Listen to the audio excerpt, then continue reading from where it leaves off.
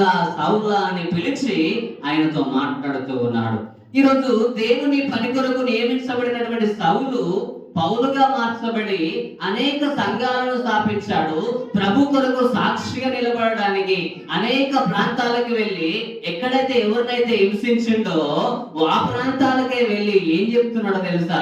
వారికి రక్షణ సువార్తను చెప్తున్నాడు. యేసుక్రీస్తును నమ్ముకోవద్దని చెప్పినటువంటి వ్యక్తి మరలా పరిశుద్ధ గ్రంథాన్ని చేత పట్టుకొని యేసుక్రీస్తు నిజమైన దేవుడు, యేసుక్రీస్తు గొప్ప దేవుడు, యేసుక్రీస్తే తప్ప ఈ భూమి మీద నిజమైన దేవుడు, శక్తిమంతుడు ఎవరు లేరని ఈ పౌలు గారు తన అనేక ప్రాంతాలకు వెళ్ళి సువార్తను ప్రకటిస్తున్నాడు. ఈ రోజు సంఘములో నీకు పడిరాని వాళ్ళు ఎవరన్నా ఉంటే ఆ కోపం ఎవరి మీద చూపిస్తారండి?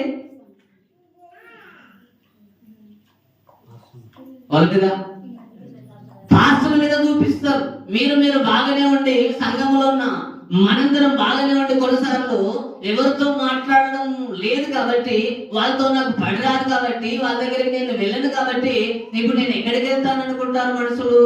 నేను వేరొక చర్చికి వెళ్తాను. కానీ రక్షించబడిన మనము ఒక్క కుటుంబముగా కట్టబడిన మనమే ఇప్పుడు సంఘములో కొన్ని సమస్యలు వచ్చినప్పుడు, సంఘములో వేరే వేరే కష్టాలు కలిగినప్పుడు, శ్రమలు వచ్చినప్పుడు ఎవరిని విడిచిపెడుతున్నామని, ఇదిగో నువ్వేమి భయపడకు, నా కృప నీకు ఇదిగో నువ్వు, నా కృప నీకు తోడుగా ఉన్నది.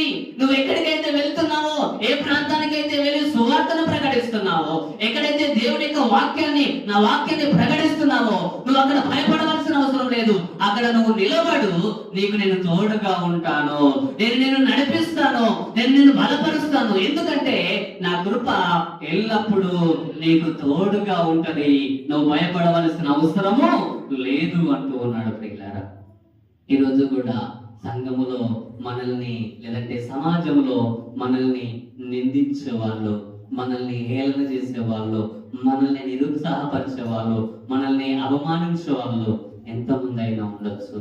ఒకవేళ వాళ్ళని గురించి నువ్వు చూస్తూ ఆలోచన చేస్తూ ఆగిపోవలసిన అవసరము లేదు. ఆమేన్. మొదటి అధ్యాయం